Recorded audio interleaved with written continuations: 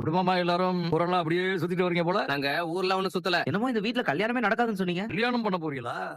நிச்சயம் பீகார்ல ஃப்ரீயா வாங்கல, ஜாலியா போயிட்டு வருவோம். என்ன சொல்றீங்க? ஆமா, எங்களுக்கு வேற வேலை வெட்டி இல்ல பாரு. எப்ப நீங்க வந்து கூப்பிடுவீங்கன்னு தான் நாங்க உட்காந்துக்கிட்டு இருக்கோம். பெருசா வந்துட்டானுங்க. நக்கல் மட்டும் குறையுதா பாக்கியா? திம்பரு பிடிச்ச பயலும் எப்படி பேசிட்டு போறாங்க பாத்தியல்ல. அவனுங்க எப்படி வேணா இருக்கட்டும்னு சேர நல்லவன் தான். அது என்னமோ உண்மைதான். அவ ஒருத்தன் இந்த வீட்டுக்குள்ள இருக்கிறதுனால தான் குடும்பமாவே இருக்கு. எங்க கஸ்தூரி நிஜமாவே நிச்சயம் பண்ண போறாங்களோ? இருக்குன்னு அன்னைக்கு குலதெய்வ கோயில்ல வச்சு அந்த பீகார் பொண்ணையும் சேரனையும் நான் பார்த்தேன். இப்ப யோசிச்சா கார்த்திக் ஆசைப்பட்ட மாதிரி சேரனையே அவளுக்கு கட்டி வச்சிருக்கலாம்னு தோணுது. என்ன கஸ்தூரி நீ இப்படி சொல்ற? என்னன்னு ஆனா இந்த வீட்டுக்கும் ஒரு பொண்ணு வந்து இப்ப நல்லா தானே வாழ்ந்துகிட்டு இருக்கா. கார்த்திக் அவையும் இங்கேயே கட்டி கொடுத்திருந்தா நம்ம கண்ணு முன்னாடியே இருந்திருக்கு. இதுவே சேரனுக்கு கட்டி வச்சிருந்தா அவ ஆசைப்பட்டவனையே கட்டிக்கிட்ட சந்தோஷத்துல அவ நிம்மதியாவது வாழ்ந்திருப்பான. ஏதாச்சும் பிரச்சனை வந்தாலும் என்ன ஏதுன்னு கேட்கறதுக்கு நாமளும் பக்கத்திலேயே இருந்திருப்போம். சரி விடு கஸ்தூரி, பாத்துக்கலாம். நீ கண்ணத்தோட முதல்ல வா போலாம். இல்ல சந்தா என்ன ஒண்ணு மாதிரி நினைச்சியா? அவங்க வீட்டை பாத்துருக்கல நீ? அங்கெல்லாம் ஒண்ணுமே இருக்காது. அவங்க இந்த வீடு எல்லாம் சூப்பர் வீடு. என்ன பேச்சுது? முதல்ல அப்படிலாம் பேசுறது நிறுத்துங்க. சரிமா பேசல. இப்ப என்ன ரூம் ரெடி பண்ணும், அவ்வளவுதானே. பண்ணலாம் விடு. அடா என்ன கண்ணா, நான் எல்லாமே கடையை சமாளிச்சியடா. ஏதாவது சமாளிச்சேன். சர்வீஸ் நிறைய வண்டி வந்திருக்கு. சரி பண்ணிடலாம். கண்ணா ப்ரோ எப்படி இருக்கீங்க? நல்லா இருக்கும் போலவா? நீ எப்படி இருக்க? நான் சூப்பரா இருக்கேன். நல்லா அடி அடி கடைக்கு வருவேன். இப்பெல்லாம் வரதே இல்ல. ஏய், படிக்கிற பையன் இங்க வந்து என்னடா பண்ண போறான்? அண்ணன் சும்மா சொல்லுது, அப்பெல்லாம் ஒண்ணு இல்ல ப்ரோ. வண்டி ஏதோ இருக்குன்னு சொன்னீங்க.